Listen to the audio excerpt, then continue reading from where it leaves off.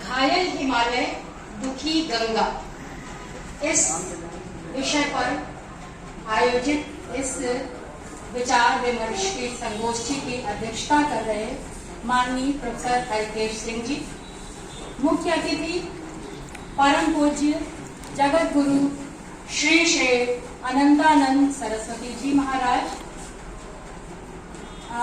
माननीय गोलोक बिहारी जी, माननीय पीके सिंह जी, सभागार में उपस्थित संस्कृति प्रेमियों, बहुत ही गंभीर विषय पर आज हम बातचीत करने के लिए यहाँ पर एकत्रित हुए हैं। शीर्षक में भले ही हमें केवल और केवल हिमालय और गंगा शब्द दिखाई दे रहे हैं, लेकिन वास्तव में ये दोनों शब्द अपने आप में पूरे के पूरे प्रकृति और हम को समेटे हुए। ये ऐसा गंभीर विषय है, तो सबसे पहले तो यह शीर्षक देने वाले जो भी लोग हैं वो बधाई के पात्र हैं कि कम शब्दों में कितने विस्तृत विषय को समेट लिया गया है। ये इस शीर्षक का परिचय है। मैं साहित्य की विद्यार्थी हूँ, इसलिए स्वाभाविक है कि साहित्य के माध्यम से ही मैं अपनी बात आपके सामने रखूंगी। जब मैं कुमार सम्मोहन की तरफ अपनी निगाह दौड़ाती हूँ तो कुमार सम्मोहन की शुरुआत की होती है हिमालय के वर्णन से। अस्तित्व तरस्याम दिश देवतात्मा हिमालयो नाम नगाधिराज पूर्वा परो तोय निधि वगार्य स्थितः पृथिव्याम एव मानदंड। ये आपको यहाँ पे दिखाई दे रहा होगा लाल रंग की एक रेखा। आप कल्पना करिए हिमालय किस तरह का हिमालय है, जिसकी परिकल्पना कालिदास ने कुमार सम्मोहन के पहले छंद में की। अस्तित्व तरस्याम दिशि देवतात्मा, उत्तर दिशा में जो हिमालय नामक नगाधिराज है, जो पूर्व से लेकर पश्चिम तक के भारत को ऐसे समेटे हुए है, एक सैनिक की तरह से देश की रक्षा कर रहा है, मानो पृथ्वी के मानदंड की तरह से वहां पर खड़ा है। वो हिमालय जो नगाधिराज है, वो हिमालय जहां पर कैलाश पर्वत है, जहां पर शिव जी का वास है। फिर अगला ही छंद उसमें आता है अनंत रत्न प्रभवस्य यस्य, वो हिमालय जो अनेक रत्नों का खान है, जहां से हमें बहुत सारे रत्न राशियां प्राप्त होती हैं। और फिर उसी में एक और पंक्ति आती है भवंत्र यत्रोषधयो, मतलब जहां से अनेक प्रकार की औषधियां हमें प्राप्त होती हैं। आप याद कीजिए लक्ष्मण की मूर्छा लंका राम रावण युद्ध में हुई है, और लंका के वैद्य सुशील को इस बात का ज्ञान है कि हिमालय पर्वत पर संजीवनी बूटी है, और वह संजीवनी बूटी भी जब आएगी तभी लक्ष्मण को बचाया जा सकता। इतनी महत्वपूर्ण औषधियां जिस हिमालय पर्वत पर मौजूद है, जिस हिमालय पर्वत पर केदारनाथ, बद्रीनाथ, ऋषि, बहुत सारे हमारे धार्मिक स्थल हैं जो हमारे लोक का, हमारी आस्था का केंद्र है। इसके साथ ही साथ अपने सौंदर्य के कारण जो एक बहुत ही महत्वपूर्ण पर्यटक स्थल है, सौंदर्य का केंद्र है, और सौंदर्य का केंद्र है, पर्यटन स्थल है, धार्मिक स्थल है, इस सब को भी छोड़ दें तो अगर हम इकोनॉमिक तरीके से देखें या पर्यावरणीय तरीके से भी देखें तो इसकी बहुत वैल्यू है। बहुत सारे इसकी जो ऊंची ऊंची पर्वत श्रृंखलाएं हैं वो मानसून को रोक करके वर्षा कराती है। साइबेरिया जो हवाएं हैं, ठंडी हवा है, उसको रोक करके ठंडक में हमें बहुत शीतल हवाओं से हमें बचाती है। बहुत सारी खनिज संपदाएं हैं जहाँ पर सेब जैसा जो सेब जिसके लिए कहा जाता है an apple in a day keeps the doctor away, जो हमारे जीवन का सबसे महत्वपूर्ण फल है सेब, वो उस हिमालय पर पैदा होता है। तो जो चूना है, पत्थर है, बिजली है, ये बहुत सारे संसाधन हमारे, जो मतलब कहने का मतलब जो मैं कहना चाहती हूँ वो ये कि जो हिमालय है वो एक तरफ सैनिक की तरह से खड़ा होकर के अपनी भुजाओं को फैला करके हमारे देश की रखवाली करता है, और दूसरी तरफ अपार संसाधनों को देकर के हमें समृद्ध करता है, हमें ऊर्जा प्रदान करता है, हमारी आंखों को, हमारी संपत्ति को, हमारी अर्थव्यवस्था को सुदृढ़ करने का एक बहुत महत्वपूर्ण साधन है। और ऐसे महत्वपूर्ण हिमालय की महिमा पर अगर हम रामधारी सिंह दिनकर जी को याद करें तो वो कहते हैं, मेरे नगपति मेरे विशाल। और इस पंक्ति में वो भारत के दिव्य भार के रूप में, हिम किरीट के रूप में हिमालय को याद करते हैं। और वो हिमालय, जो हिमालय हमें संदेश देता है अटल होने का, निर्भीक होकर किसी भी परिस्थितियों में खड़े होने का। सोहन लाल द्विवेदी जी के शब्दों में कहूं तो खड़ा हिमालय बता रहा है, डरो न आंधी पानी से, खड़े रहो तुम अविचल होकर सब संकट तूफानों से। ऐसा जो हिमालय है, जो अपनी अविचलता से लोगों को संदेश दे रहा है निडर होने का, वो आज घायल। और वो घायल क्यों है? घायल है हमारे संकुचित स्वार्थों के कारण। हमने देखा कि हमें उससे बिजली मिलती है, हमने देखा कि उससे मुझे खनिज पदार्थ मिलते हैं, हमने देखा कि उससे मुझे प्राकृतिक सौंदर्य है, शुद्ध ऑक्सीजन मिलती है, बहुत सारी चीजें मिलती हैं, और हमने अपने संकुचित स्वार्थों को अपने ऊपर रखते हुए क्या किया? प्रकृति का दोहन करना शुरू किया। जो वनों की कटाई है, खनिज पदार्थों की जो अनवरत अवैध कटाई है, और नदियों के किनारे, सड़कों के किनारे अवैध भवन निर्माण है, ये बहुत सारे ऐसे कारण हैं जो भूस्खलन से लेकर बाढ़ से लेकर के बहुत सारी प्राकृतिक आपदाओं को हमारे सामने ला करके खड़ा कर रही है। जबकि हमारी भारतीय संस्कृति ऐसी है, अथर्ववेद की पंक्ति को मैं यहाँ उद्धृत करना चाहती हूँ, संस्कृत में नहीं, हिंदी में ही बताना चाहती हूँ कि ऐसा नहीं है कि खनिज पदार्थों को लेने का काम हम आज ही कर रहे हैं, या पृथ्वी को खोदने का काम हम आज ही कर रहे हैं, ये पहले से होता था। लेकिन पहले प्रकृति का हम शोषण नहीं करते थे, हम प्रकृति के साथ सह अस्तित्व पर को बना करके चलते थे। और अथर्ववेद की उस पंक्ति में कहा गया है, जिसका भाव ये है कि हे पृथ्वी माँ, मैं आपसे जो खनिज पदार्थ लेता हूँ, पुनः वो सारे खनिज पदार्थ आपको प्राप्त हो जाए किसी न किसी।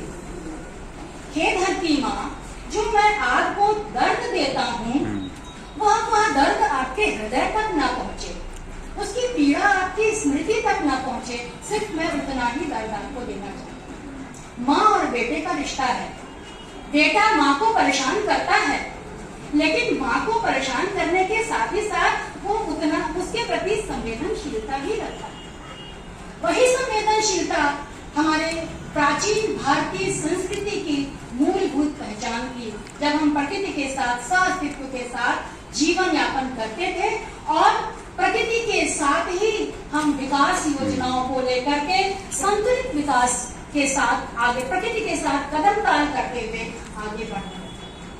तो ये तो हुआ एक प्राकृतिक संसाधनों का दोहन। दूसरा शब्द, दूसरी बात, दूसरा एंगल जो अभी थोड़ा बहुत बातों में आपके आया है, एक पुस्तक है, शांता कुमार जी की एक पुस्तक है, पुस्तक का नाम है हिमालय पर लाल छाया। अभी मोदी जी को उन्होंने भेंट की है, शांता कुमार जी ने ये पुस्तक उनको भेंट की है।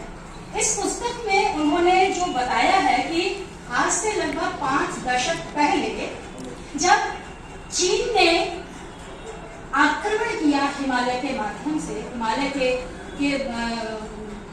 मार्ग से, तो उसने हिमालय को बहुत लहूलुहान किया। और साथ में बाद में जब पाकिस्तान से उसका दोस्ती हुई, तो उन दोनों के गठबंधन ने इस जो ध्वस्तीकरण है, हिमालय को घायल करने का जो काम है, उसको और अधिक इजाफा उसने किया।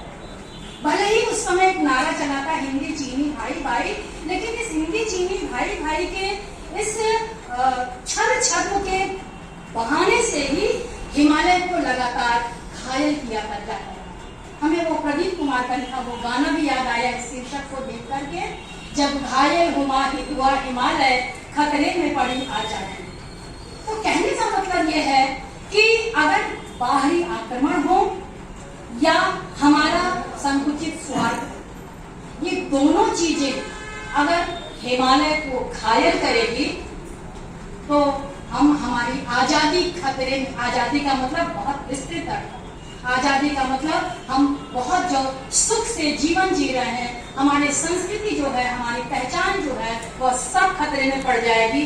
तो घायल हिमालय से हमारा यही तात्पर्य है कि जो हिमालय पर जो लगातार प्राकृतिक आपदाएं आ रही हैं, बाढ़, भूकंप, भूस्खलन आदि बहुत सारी जो प्राकृतिक आपदाएं आ रही हैं, उसमें क्या हम बाहरी आक्रमण को रोकना तो मेरे वश की बात नहीं है, लेकिन हमारे वश में जो कुछ भी छोटी छोटी कोशिशें हैं, उन छोटी छोटी कोशिशों के माध्यम से क्या हम उनके दोहन को रोक सकते हैं। और इस तरह की जो विचार गोष्ठियां हो रही हैं, ये विचार गोष्ठियां उसी तरह के छोटे छोटे प्रयासों की तरफ बढ़ता हुआ एक सराहनीय कदम है, जिसके द्वारा हम लोगों की मानसिकता में बदलाव करने का प्रयास कर रहे हैं। तो अब जब जिस समय चीन ने आक्रमण करके हिमालय को लहूलुहान किया था, मैं थोड़ी सी कविता सुनाऊं।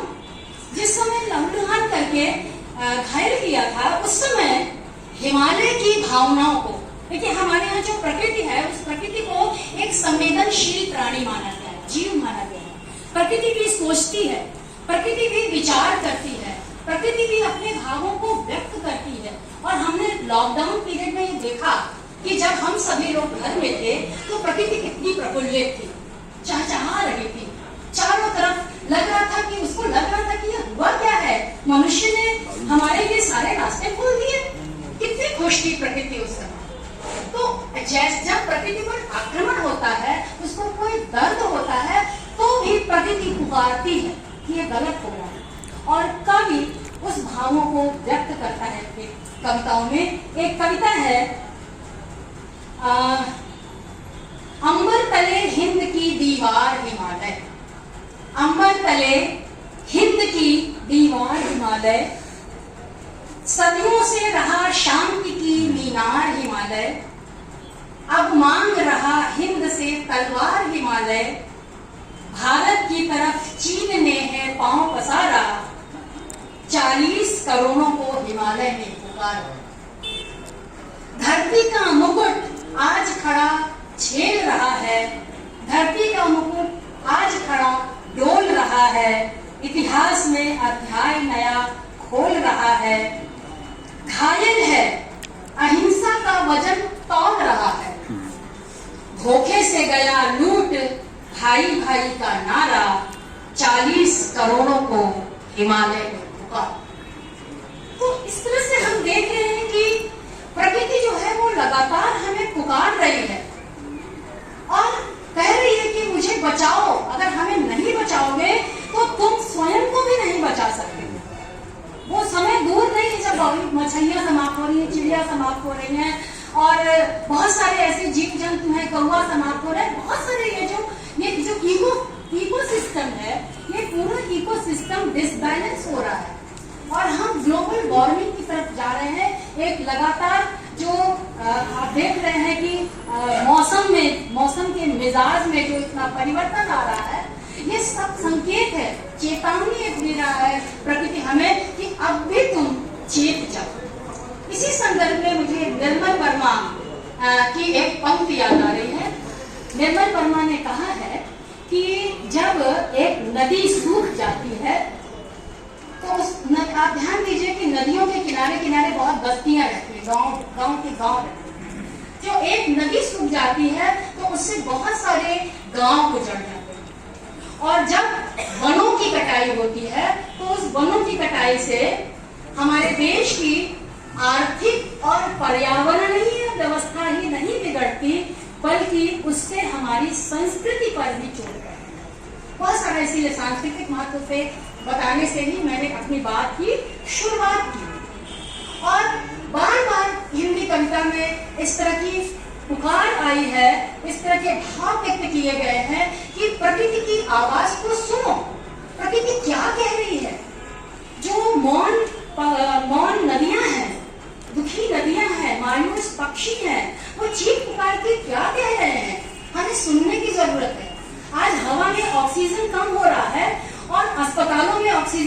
संकट बढ़ता जा रहा है।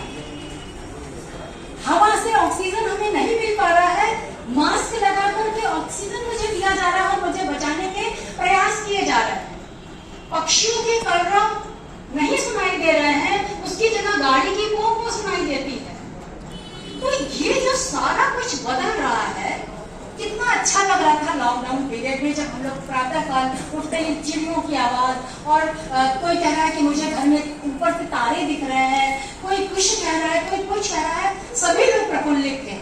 लेकिन फिर से हम अपनी आपाधापी में आ गए, विकास की दौर में आगे बढ़ रहे हैं और प्रकृति का दोहन फिर से शुरू हो गया और प्रकृति ने फिर से अपना रिवर्स में अपना काम करना शुरू कर दिया। तुम हमें छेड़ोगे तो हम तुम्हें भी नहीं छोड़ेंगे। इस भाव से प्रकृति लगातार अटैक कर रही है, हमें सावधान रहने की। रही बात गंगा, वो गंगा जिसके अविरल वेग को रोकने के लिए शंकर जी को अपनी जटाओं में उन्हें आश्रय लेना पड़ा था, आज वह वेग समाप्त हो गया। गंगा नदी में हमें कहीं प्रवाह ही नहीं दिखता। वो जो हम लोग को अपने बचपन की यादें, हम लोग की माता जी हर त्योहार पर, मौनी अमावस्या है या एकादशी है या क्या क्या है त्योहार, हर त्योहार पे हम लोग कपड़ा की बोतली बांध करके गंगा जी में नहाने चले जाया करते। और अब मेरा घर 80 घाट के बिल्कुल पास में है और वहां पर अगर हम लोग कभी प्रयास भी करें कि चलो गंगा जी में थोड़ा डुबकी लगा लेते हैं, तो कहना नहीं चाहिए कि गंगा का जल ऐसी स्थिति में पहुंच चुका है कि थोड़ा सा मन विचलित होता है कि कैसे इसी गंगा जी में हम लोग कितने प्रेम से डुबकियां लगाया करते थे और आज हम लोगों ने इसको क्या बना दिया। और अभी आप गोलोक जी भी ये बात बता रहे थे कि नदियों के संरक्षण के लिए हमारे ऋषियों मुनियों ने बहुत सारे नियम बनाए थे, बहुत सारे मर्यादाएं हमारे ऊपर बताई थी कि अगर हम सिर्फ उन मर्यादाओं का पालन करते रहते तो आज न तो गंगा दुखी होती और न तो हमें गंगा को बचाने के लिए अनेक प्रकार के अभियान करने पड़ते। गंगा का जो अविरल प्रवाह था, वह अविरल प्रवाह जो उसमें जिसमें ऐसे जीवाणु थे, ऐसे उसमें जीवाणु थे जो हमारे मन और शरीर के साथ हमारी आत्मा तक को पवित्र करने की क्षमता रखते थे। उनकी यह सारी क्षमता, गंगा के पानी की यह सारी क्षमताएं अब धीरे धीरे समाप्त हो रही। तो कहने का मतलब यह है कि जो चाहे वह गंगा हो या हिमालय हो या पशु पक्षी हो या प्रकृति के साथ हमारी विकास यात्रा हो, उन सभी में हमें एक संतुलन बना करके चलना होगा, सोचना होगा, विचारना होगा कि दोनों को बचा करके हम कैसे अपनी जीवन यात्रा करें, वरना हम अपनी आगे आने वाले पीढ़ी को क्या देंगे, क्या हम उनके लिए छोड़ कर जाएंगे, यह बहुत ही सोचने वाली बात है। और अंत में एक कविता से मैं अपनी बात समाप्त करूंगी। एक दो कविता से पर्यावरण, मतलब कथनी और करनी में कैसे अंतर है। पर्यावरण की चिंता में सारा जग है लीन और विनाश के देख रहा है कैसे कैसे सीन।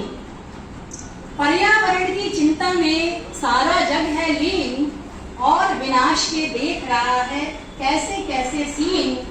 सड़कों पर तो बिछा रखी है मोटी सी सीमेंट, वर्षा से बचने की खातिर तान दिए हैं टेंट। ये टेंट ये है कि अगर सारी तरफ सीमेंट ही होगा तो वर्षा होगी कैसे। सपनों में ही ढूंढ रहे हैं हम हरियाली, किस दुकान किस भाव मिलेगी खुशहाली। बहुत ही मार्मिक कविता है। पहाड़ पर मेरे पति यहाँ पर बैठे हुए हैं और उनकी पहली पोस्टिंग रानीखेत में हुई। और जब हम लोग रानीखेत में गए थे तो वहाँ की जो हरियाली थी, हम लोग प्रायः नैनीताल चले जाया करते थे, वहाँ की जो प्राकृतिक सुषमा थी वो देखने लायक थी। उसके बाद हम लोग लगभग उसके 20 साल बाद पुनः जब रानीखेत गए, इतना दुख हुआ कि पूरा का पूरा रानीखेत देख कर, रानीखेत क्या नैनीताल और रानीखेत दोनों जगह देख करके ऐसा लग रहा था कि मैं बनारस में हूँ। इतनी गाड़ियां, इतने मकान और ट्रैफिक जैम। कभी सोच भी नहीं सकते थे कि पहाड़ों में इतनी गाड़ियां होंगी कि वहां भी बनारस और बैंगलोर की तरह जाम लगेगा, इतना भयंकर जाम। तो जो प्राकृतिक सुषमा जिसके कारण हम लोग हिमालयों पर, पहाड़ों पर घूमने जाया करते थे, वो अब वहां पर बची ही नहीं है। और लगता है कि जैसे मेरे ही इस भाव को एक कवि ने अपनी पंक्तियों में दर्ज किया है, मैं उसको पढ़ के सुना रही हूं। तपे मैदान, सूखी नदियां, धूल भरी बस्तियां, भागते हैं लोग जिधर है पहाड़ियां। क्यों? ऐसा क्या है वहां? थोड़ा ऊंचाई, बेशक व्यंग है कि केवल ऊंचाई बची और कुछ नहीं बचा है। थोड़ा ऊंचाई बेशक, अब न वृक्ष संपदा, न शांति, न शीतलता, सिर्फ पहाड़। ये है घायल की। और अंत में पूरी प्रकृति पर एक और कविता के बाद मैं अपनी वाणी को विराम दूंगी। कुएं सूखते चले गए, तालाब हुए गायब। कुएं सूखते चले गए, तालाब हुए गायब। नदियां तेजी से बदलती गई हैं जहरीले नालों में। आखिर पहाड़ों से झरझर बहता पानी कहां चला गया? क्या समंदर पार से आई बोतलों में भर दिया गया? क्या समंदर पार से आई बोतलों में भर दिया गया पानी, या फिर हमारे देश का पानी मर गया?